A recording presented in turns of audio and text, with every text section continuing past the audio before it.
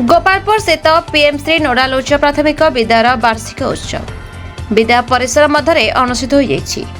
प्रधान शिक्षक शत्रुघ्न सेठी अध्यक्षता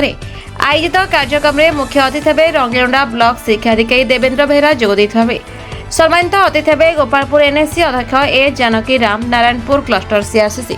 हरिकृष्ण शतपथी गोपालपुर बीजेपी मंडल सभापति जी रामा राव समाजसेवी पंचु बेहरा स्कूल परिचालन कमिटर सभापति लोकनाथ रंगेलुंडा ब्लॉक शिक्षक संघर सभापति अनंतराम पंडा प्रमुख मंचासन थिबाबे शिक्षक ऋषिकेश दास मंच परिचालन करथिले। पूर्व आयोजित विभिन्न कार्यक्रम कृति प्रतियोगी को पुरस्कृत करा सहित विद्यालय छात्र छात्री द्वारा सांस्कृतिक कार्यक्रम कराइथिला। कार्यक्रम में विभिन्न विद्यालय शिक्षक शिक्षयित्री अंगनवाड़ी कर्मी और छात्र छात्री उपस्थित थे। शेष में सांस्कृतिक कार्यक्रम आयोजित होता पीएमसी योजना माध्यम विद्यालय भित्तिभूमि सांगक विद्यालय छात्र छात्री मान विकास हो ब्लॉक शिक्षाधिकारी कहते।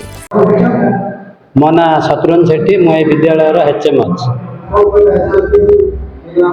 पीएमसी योजना आमर विद्यालय साधारण विद्यालय थिला किंतु वर्तमान अक्टोबर मास 1 तारिख 2024 मसीहा अक्टोबर ठारू ए विद्यालय पीएमसी विद्यालय भाव घोषणा करा जायछि। सारा भारत में 14,500 विद्यालय को प्रथम पर्यायर पीएमसी स्कूल भाव नि आम विद्यालय गोटे नि साधारणतः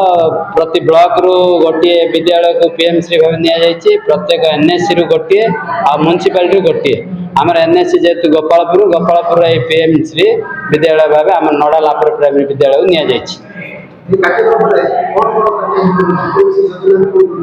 पीएमसी योजना आम वार्षिक उत्सव पालन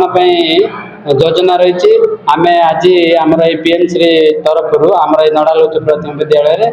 सेलिब्रेशन ऑफ एनुअल डे चली आग को आर गोटे स्वतंत्र विद्यालय सहित तुलनीय स्वतंत्र विद्यालय जहाँ सब सुविधा अच्छी से गुड़ को एठारे जगाई दिज्व पिलांकर उन्नति जातीय शिक्षा नीति 2020 आधार रे सब कार्यक्रम रही से सब को संपादन करा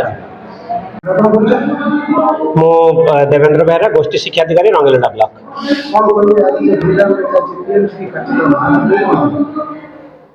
देखो बहुत सुंदर प्रश्न आपने पचारे जो आज यही सुंदर कार्यक्रम देखते हैं यशस्वी प्रधानमंत्री नरेंद्र मोदी साहब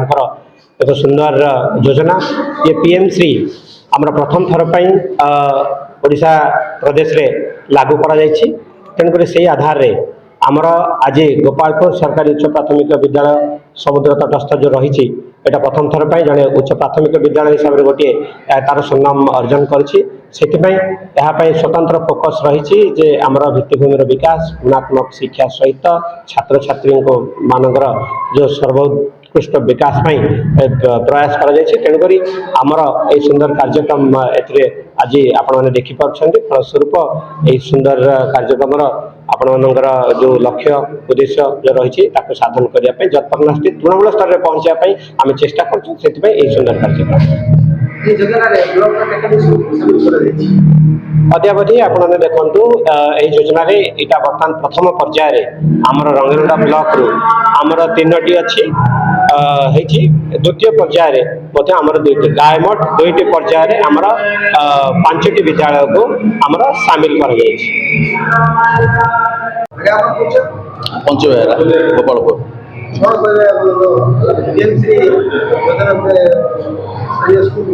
देखु यशस्वी प्रधानमंत्री नरेंद्र मोदी जो विजन अच्छी सबू क्षेत्र में श्रेष्ठता हासिल करवा शिक्षा क्षेत्र में पछड़ न रो से पीएमसी योजना आरंभ कर जोटा कि स्कूल माध्यम अभ्युदय आरंभ करेंगे शिक्षा क्षेत्र में प्राय 14,000 स्कूल को सारा भारत वर्ष में पीएमसी योजना से मैंने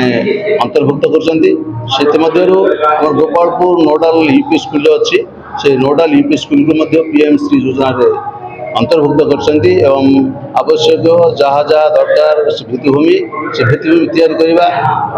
पिलांकर उन्नति करवा यार हूँ लक्ष्य और आम आमर स्थानीय block education officer Shri Devendra Behera जो अंतर्भुक्त कर गोपालपुर यूपी स्कूल को पीएमसी योजना धन्यवाद करी स्वागत करी धन्यवाद। Rangeilunda report the Republic Odisha 24 news.